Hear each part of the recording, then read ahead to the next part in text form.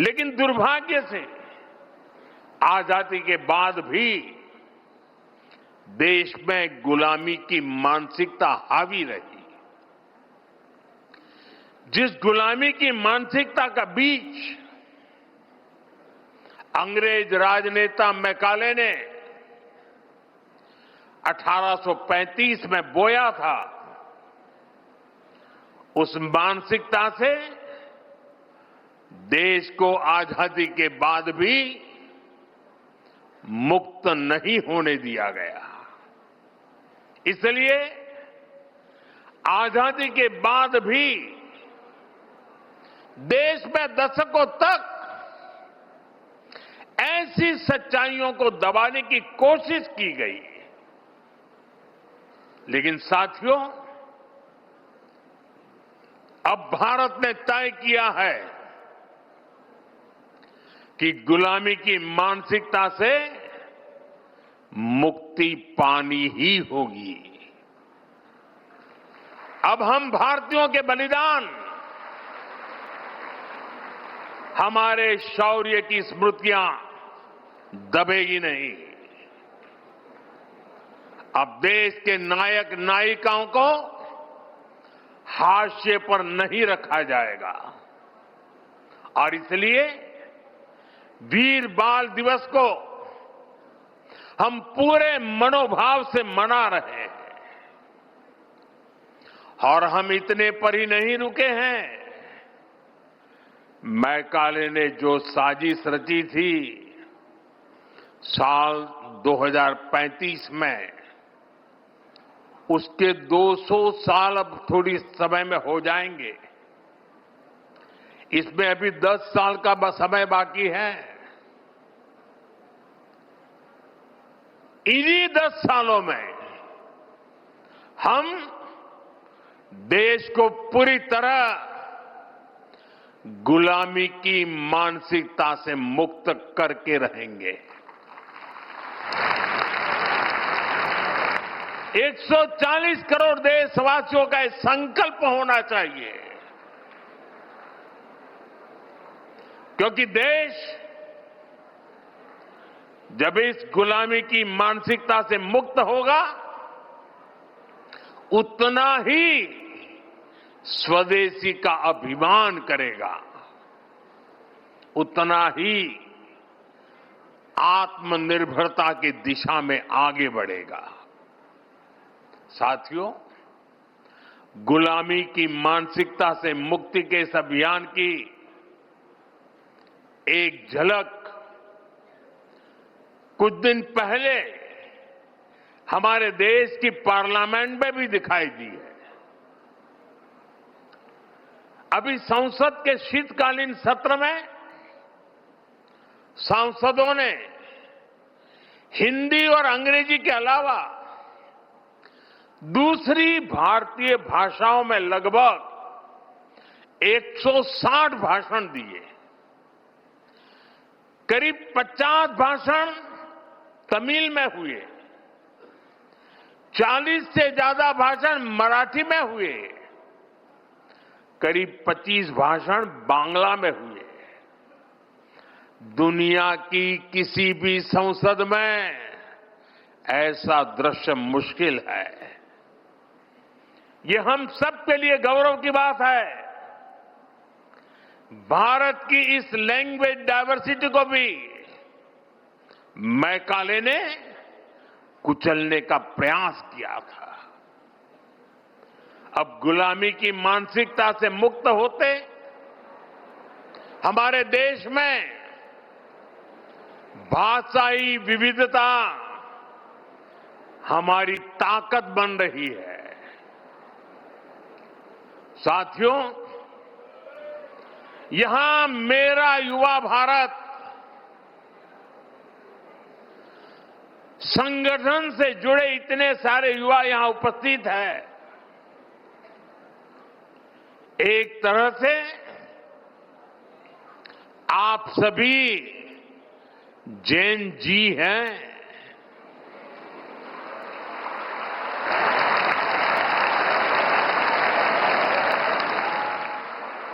Jain alpha भी है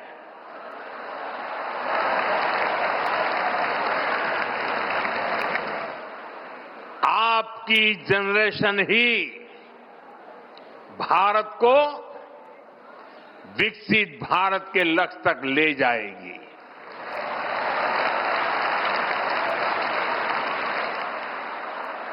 मैं जैन जी की योग्यता, आपका आत्मविश्वास देखता हूं, समझता हूं और इसलिए आप पर बहुत भरोसा करता हूं।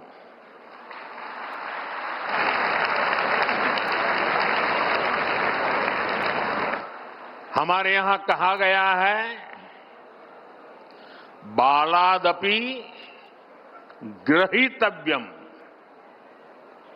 युक्त मुक्तम मनीषी भी, अर्थात अगर छोटा बच्चा भी कोई बुद्धिमानी की बात करे तो उसे ग्रहण करना चाहिए।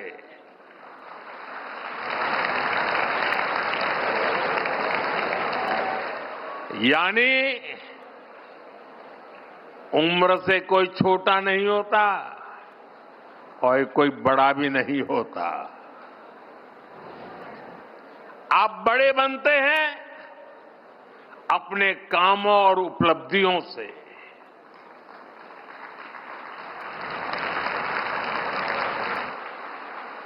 आप कम उम्र में भी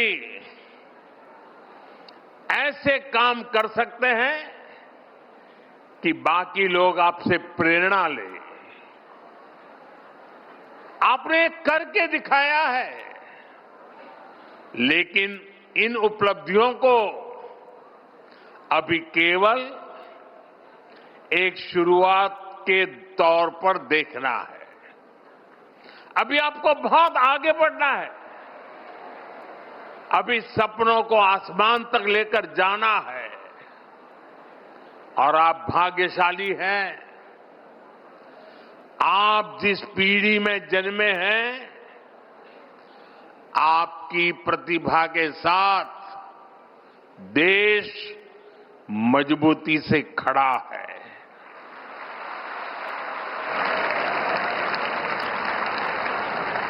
पहले युवा सपने देखने से भी डरते थे, क्योंकि पुरानी व्यवस्थाओं में ये माहौल बन गया था कि कुछ अच्छा हो ही नहीं सकता। चारों तरफ निराशा निराशा के वातावरण बना दिया गया था। लोगों को यहां तक लगने लगा कि भाई मेहनत करके क्या फायदा है। लेकिन आज देश टैलेंट को, प्रतिभा को खोजता है, उन्हें मंच देता है। उनके सपनों के साथ 140 करोड़ देशवासियों की ताकत लग जाती है। डिजिटल इंडिया की सफलता के कारण आपके पास इंटरनेट की ताकत है, आपके पास सीखने के संसाधन हैं।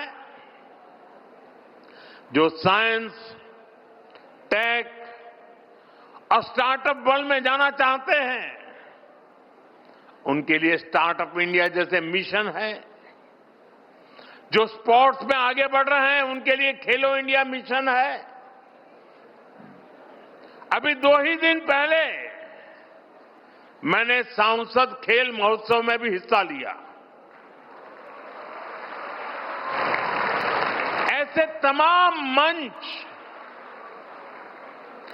आपको आगे बढ़ाने के लिए हैं। आपको बस फोकस रहना है और इसके लिए जरूरी है कि आप शॉर्ट टर्म पॉपुलैरिटी की चमक दमक में न फंसें। ये तब होगा जब आपकी सोच स्पष्ट होगी, जब आपके सिद्धांत स्पष्ट होंगे। और इसलिए आपको अपने आदर्शों से सीखना है, देश की महान विभूतियों से सीखना है। आपको अपनी सफलता को केवल अपने तक सीमित नहीं मानना है।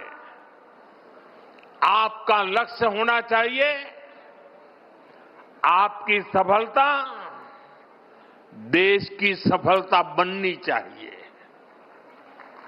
साथियों, आज युवाओं के सशक्तिकरण को ध्यान में रखकर नई पॉलिसी बनाई जा रही है।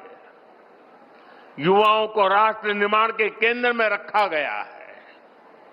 मेरा युवा भारत ऐसे प्लेटफॉर्म के माध्यम से युवाओं को जोड़ने, उन्हें अवसर देने और उनमें लीडरशिप स्किल विकसित कराने का प्रयास किया जा रहा है। स्पेस इकोनॉमी को आगे बढ़ाना, खेलों को प्रोत्साहित करना, फिनटेक और मैन्युफैक्चरिंग सेक्टर को विस्तार देना, स्किल डेवलपमेंट और इंटर्नशिप के अवसर तैयार करना, इस तरह के हर प्रयास के केंद्र में मेरे युवा साथी ही है। हर सेक्टर में युवाओं के लिए नए अवसर खुल रहे हैं। साथियों, आज भारत के सामने परिस्थितियां अभूतपूर्व है। आज भारत दुनिया के सबसे युवा देशों में से एक है। आने वाले 25 वर्ष भारत की दिशा तय करने वाले हैं। आजादी के बाद शायद पहली बार ऐसा हुआ है कि भारत की क्षमताएं,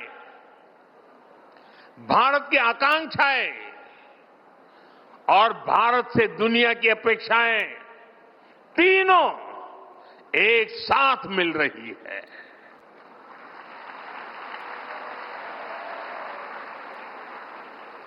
आज का युवा ऐसे समय में बड़ा हो रहा है जब अवसर पहले से कहीं ज्यादा है। हम भारत के युवाओं की प्रतिभा, आत्मविश्वास और नेतृत्व क्षमता को बेहतर मौके देने के लिए प्रतिबद्ध है। मेरे युवा साथियों, विकसित भारत की मजबूत नींव के लिए भारत की एजुकेशन पॉलिसी में भी अहम रिफॉर्म्स किए गए हैं। नई राष्ट्रीय शिक्षा नीति का फोकस 21वीं सदी में लर्निंग के नए तौर तरीकों पर है। आज फोकस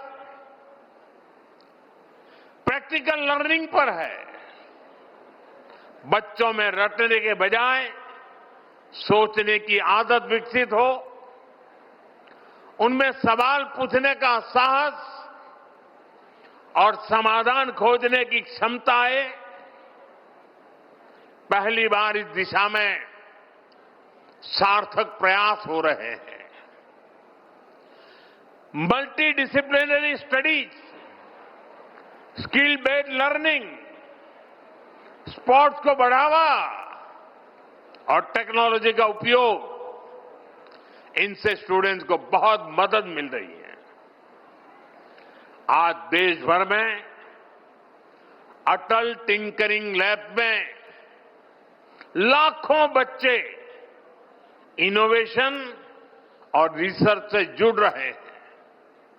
स्कूलों में ही बच्चे रोबोटिक्स, एआई, सस्टेनेबिलिटी और डिजाइन थिंकिंग से परिचित हो रहे हैं। इन सारे प्रयासों के साथ ही राष्ट्रीय शिक्षा नीति में मातृभाषा में पढ़ाई का विकल्प दिया गया है। इससे बच्चों को पढ़ाई में आसानी हो रही है, विषयों को समझने में आसानी हो रही है। साथियों, वीर साहिबजादों ने ये नहीं दिखा था कि रास्ता कितना कठिन है। उन्होंने ये देखा था कि रास्ता सही है या नहीं है।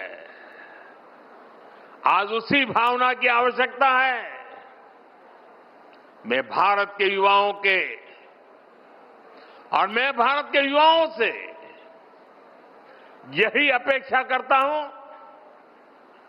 बड़े सपने देखें, कड़ी मेहनत करें और अपने आत्मविश्वास को कभी भी कमजोर न पड़ने दें। भारत का भविष्य उसके बच्चों और युवाओं के भविष्य से ही उज्जवल होगा। उनका साहस, उनकी प्रतिभा और उनका समर्पण राष्ट्र की प्रगति को दिशा देगा। इसी विश्वास के साथ, इस जिम्मेदारी के साथ और इसी निरंतर गति के साथ भारत अपने भविष्य की ओर आगे बढ़ता रहेगा। मैं एक बार फिर वीर साहिबजादों को श्रद्धापूर्वक नमन करता हूं। सभी पुरस्कार विजेताओं को बहुत बहुत बधाई देता हूं। आप सभी का बहुत बहुत धन्यवाद।